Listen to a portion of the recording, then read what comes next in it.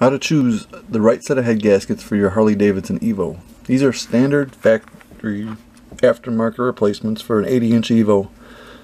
Thickness on these is 0.035. That is factory thickness.